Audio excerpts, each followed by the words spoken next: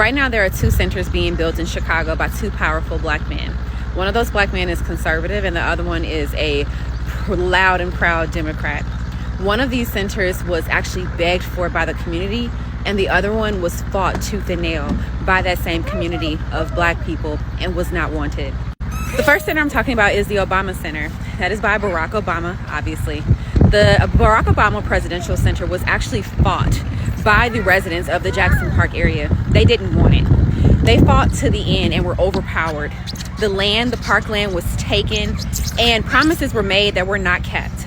Barack Obama promised to fund an endowment to the tune of $470 million. To date, he has only given $1 million to the same people he promised that he would give $470 million to offset damage.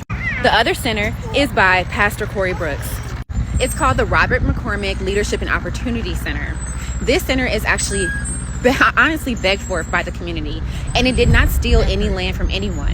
Pastor Corey Brooks actually took land that was previously utilized or being utilized by a vacant, abandoned building that prostitution and a variety of different crimes were being conducted out of. So this was land that was being underutilized and was an actual just an eyesore for the overall community.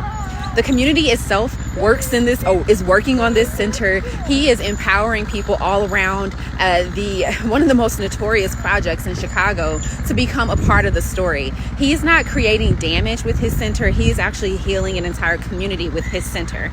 Let's talk about other key differences. So like Obama's center, he was supposed to put in $470 million to an endowment to offset damage to the community. The Barack Obama Center is also causing immense damage to the people who are long-term property owners in the south side of Chicago. So since that center has been declared, Southsiders have seen a dramatic increase in their property taxes. For instance, the building that I live in alone, the owner of the building, his property taxes went from being about $2,000 to $3,000 a year to $16,000 in 1 year. Increases like these are simply not survivable for many historic black-owned, just historic landowners in the area. It isn't even about race at this point. It is about South Shore residents being literally pushed out of their historic properties. On the other hand, the center that Pastor Corey Brooks is doing, again, he did it in an area that was already pretty much businesses. He didn't take up land in an area that is residential. He took up land in an area that is largely, you see a lot of businesses over there, or old businesses. It's an industrialized kind of area. And he's putting something that's beautiful there that will increase the actual values in that area, but it's not as detrimental and damaging as what President Obama is doing in the heart of an area that people worked long and hard to increase the value of on their own, and now he gets to come and be the beneficiary of all of their hard work. So like I said, we have a conservative man who turned something that was trash into treasure. Pastor Corey Brooks turned the area that his Robert McCormick Leadership and Economic and Leadership Center is on, he turned trash into treasure. But Obama took people's treasure and plundered it. He took their treasure and he plundered it, and he's going to push them out of their homes. Renters are even being pushed out of their apartments. It's causing damage in a way that is so immense that sometimes it's even hard to articulate. And then what's really upsetting is that the Obama Center, you have to pay to get into the Obama Center. The center that Pastor Corey Brooks is building, you don't even have to pay to get inside of it. It has co-working for the community. It's going to teach men and women across the South Side how to do welding and how to get into the trades. He even has a cooking facility in there for people who want to get into culinary arts. This center it has a full swimming pool. It has a basketball court. It literally is going to turn that area on the South Side into a revitalization zone. So like I said, conservative who took trash and turned it into treasure. And then we have a Democrat who swears he doesn't want to do damage, but took treasure and plundered it. Okay, let's talk about the Obamas. Okay, this is not about Barack. This is about Michelle. And another one. All right, anywho, did you know Michelle Obama has been receiving $11,000 a month for the maintenance fee for her vegetable garden? Even though the vegetable garden was torn out in 2017, she's still been collecting about $11,000 a month.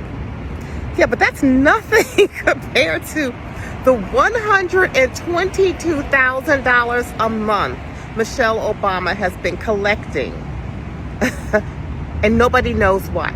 $122,000 they've been forwarding her from the government, from our taxes. Why? They don't know why. Okay.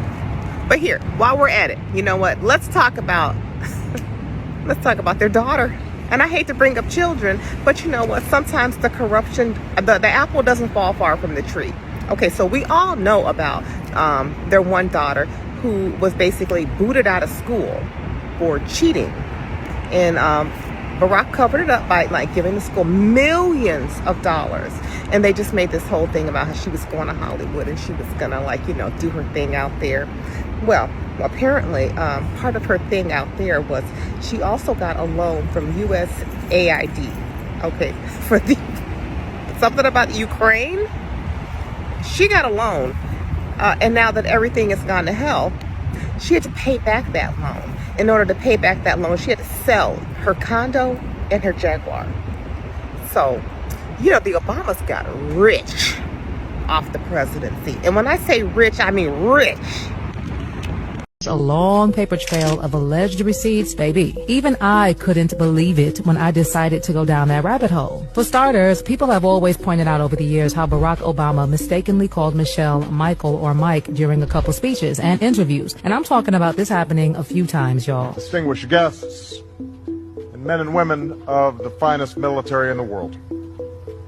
Most of all, Admiral Mullen, Deborah, Michael and I also want to acknowledge your son Jack, who's keep the noise levels down. Want to make sure he knows we're coming, or she. Yeah, that's true. Because if she's got some cubs, that's when you really got to work. Yeah. You know what my kids asked me? They said, "You got to ask the president. Does anything scare him?" You know, well, when Michelle's mad, I get worried.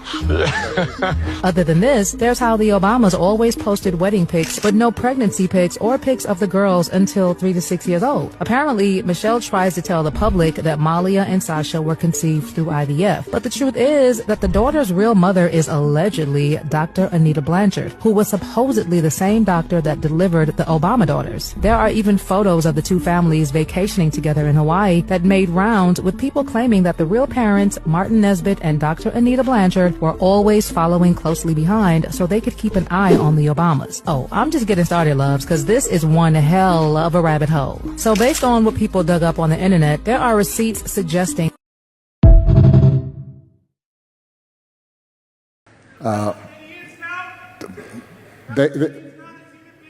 they do. But quiet. Well, now here's the thing we have to do. Would you like to come up and take the mic? I'm not making light of this, right? But here's the. I'm happy to talk about this if it's a part of the question. But again, some rules around how we talk.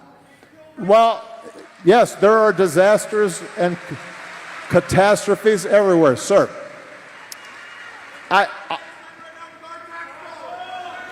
Please. Sir, I'm not the president of the United States currently, so there's no point in shouting at me.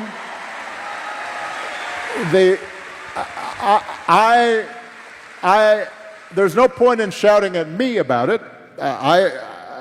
I'm not in charge of foreign policy currently. Please. Well, there you go.